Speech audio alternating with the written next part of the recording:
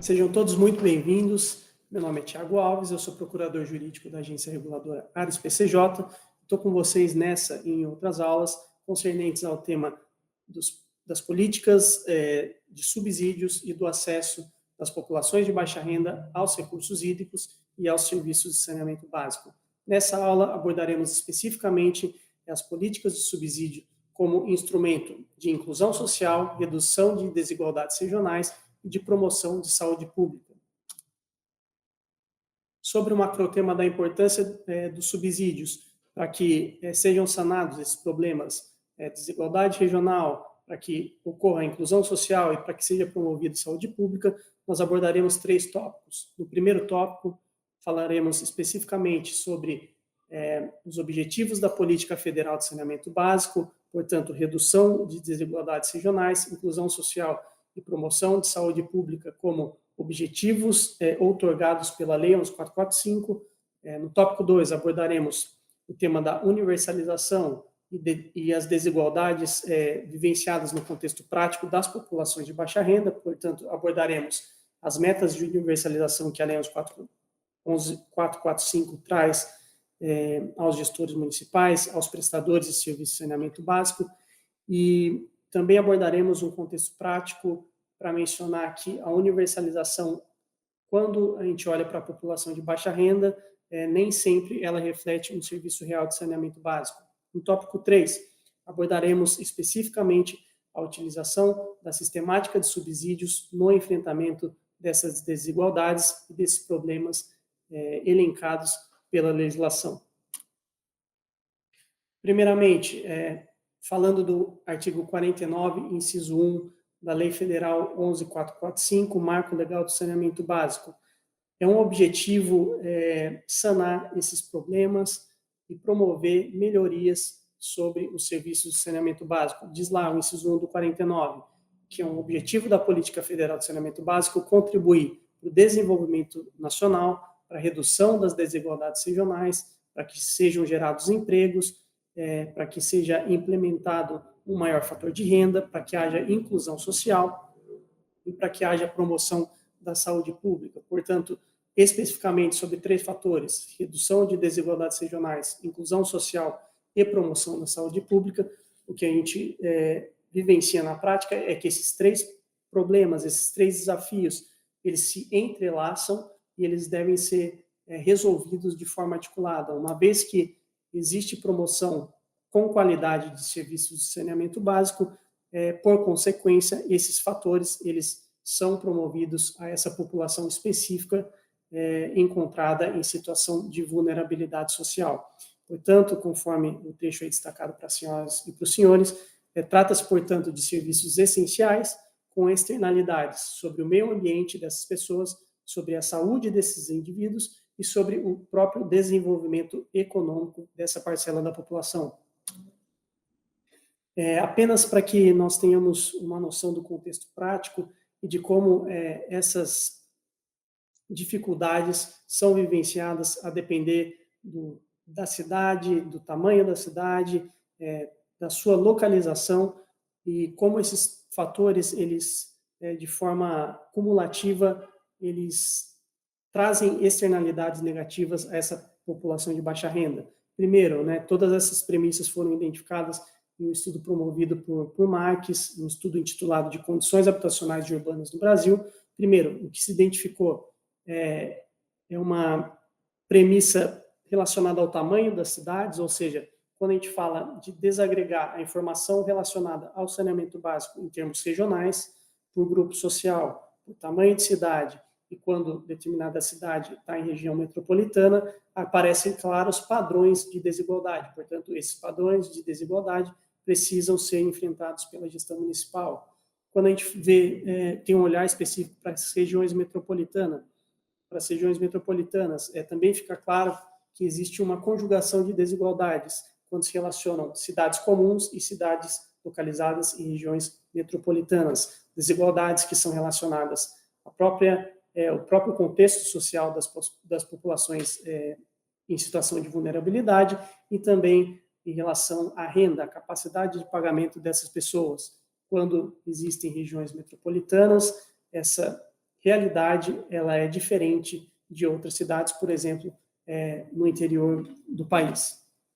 E uma terceira percepção, uma terceira premissa identificada por Marx é de que desigualdades sociais e desigualdades regionais, elas se combinam, elas se acumulam quando a gente fala em população de baixa renda. Não raras vezes, a depender de determinada localidade, essas populações de baixa renda, conforme já mencionamos em aulas anteriores, elas fixam residência em locais remotos, em locais de difícil acesso, e essa dificuldade ela é acumulada com a menor capacidade de pagamento dessas pessoas pelo serviço de saneamento. Portanto, esse também é um problema a ser enfrentado pela gestão municipal. Falando um pouco de metas e de realidade, metas de universalização, Lei 11.445, e realidade de redução de desigualdades. O artigo 11b da Lei Federal 11.445 é claro no sentido de definir metas de universalização. Nós sabemos que até 2033 precisa haver 99% da população com água potável e 90% da população com coleta e tratamento de esgoto, até 31 de dezembro de 2033. Essas são metas a serem seguidas pela gestão municipal, pelos prestadores de serviço de saneamento básico, e tem que haver uma cobrança nesse sentido, mas eu gostaria de trazer uma mensagem um pouco mais a fundo em relação a essa questão das metas de universalização. Ainda que haja um contexto de serviços universalizados de saneamento, quando a gente olha especificamente para a população de baixa renda, a realidade dessas pessoas, mesmo em um contexto de universalização, ela ainda pode comportar algum contexto de exclusão, algum contexto de desigualdade em relação ao nível de acesso e à qualidade desses serviços a essas pessoas, conforme identificado pelo Observatório Ondas. Mesmo considerando um contexto de serviços universalizados, a discussão dos modelos tarifários é fundamental para garantir continuidade do acesso a essa parcela da população. E aí o estudo menciona com muita clareza, para essa parcela, ter as redes de saneamento no seu bairro não significa que esse morador de baixa renda vai ter acesso aos serviços de qualidade. Portanto, relacionando muito com aquilo que a gente já mencionou, com o conceito de qualidade habitacional. Além de ter acesso às redes, precisa essa parcela da população ter qualidade habitacional para se interligar essa rede, para ter acesso a essa rede que está disponível em local próximo às suas residências. Portanto, deve haver uma ação estratégica do poder público nesse sentido e voltada especificamente às populações de baixa renda, uma vez que essa parcela da população, quando não consegue esse acesso, recorre a formas irregulares e clandestinas para ter algum nível de acesso, ainda que mínimo, à água e a saneamento básico.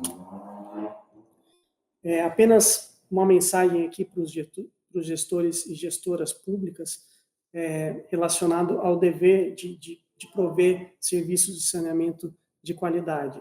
Que cabe ao poder público prover esses serviços já é um ordenamento legal, já é uma informação consolidada, mas eu gostaria de trazer uma percepção que vai muito além e que cabe reflexão para que, de fato, quando a gestão municipal for pensar política pública de saneamento básico, pense além dos aspectos técnicos ou legislativos. Por óbvio, esses aspectos devem permear as escolhas de políticas públicas, principalmente sobre essa parcela da população, mas, sobretudo, deve-se considerar que para muitos, para muitas populações de baixa renda, a questão do saneamento básico não se trata de uma questão relacionada meramente a aspectos técnicos ou legislativos, mas sim de fatores vinculados à sua própria dignidade e à sua própria inclusão na sociedade. Portanto, para essas populações, a atuação do poder público afeta diretamente a dignidade dessas pessoas. Então, portanto, fica aqui a nossa mensagem para que a gestão pública tenha um olhar atento nesse sentido.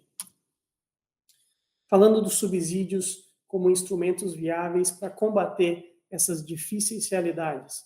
Atualmente, conforme mencionamos também em aulas anteriores, e conforme as senhoras e senhores podem ver, apenas lendo de fato o ordenamento, a Lei 11.445, e todos os estudos que respaldaram os parâmetros que a lei utilizou sobre o serviço de saneamento básico, existe uma segurança jurídica consolidada para que a adoção de subsídios possa ocorrer na prática, para que elas funcionem como um instrumento de acesso das populações de baixa renda às políticas públicas de saneamento básico.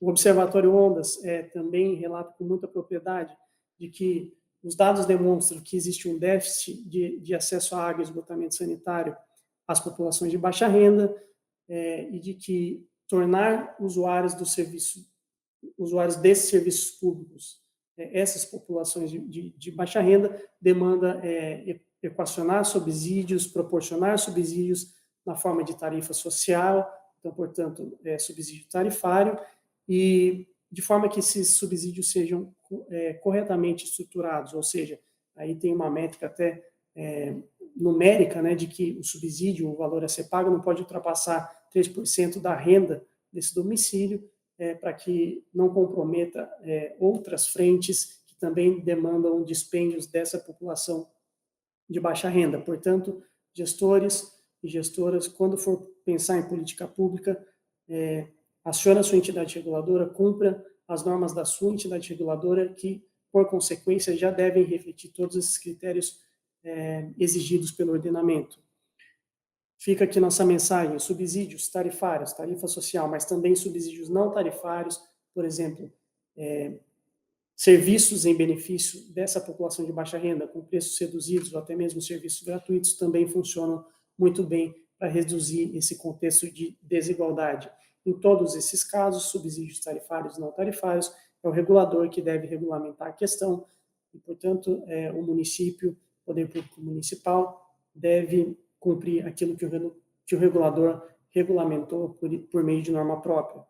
Portanto, gestores e gestoras públicas, utilizem os subsídios, a lei traz segurança jurídica nesse sentido, e mais do que isso, a lei ordena que o regulador regulamente, portanto, a entidade reguladora, além da Lei 11.445, também traz segurança jurídica para que as senhoras e os senhores apliquem esses subsídios às populações de baixa renda, sem qualquer problema e sem qualquer descumprimento do ordenamento. Essa é a mensagem que eu gostaria de passar nessa aula. Fica aqui a bibliografia indicada sobre os temas que nós tratamos, especificamente sobre o tema dos subsídios e como eles funcionam para a redução dessas desigualdades, para que haja promoção de saúde pública e para que a população de baixa renda possa, de fato, ser atendida com serviço de saneamento de qualidade. Fica aí a bibliografia e os links de acesso para que haja um aprofundamento do estudo por parte das senhoras e dos senhores. Eu agradeço a atenção de todos, fico por aqui e espero vocês nas próximas aulas. Muito obrigado.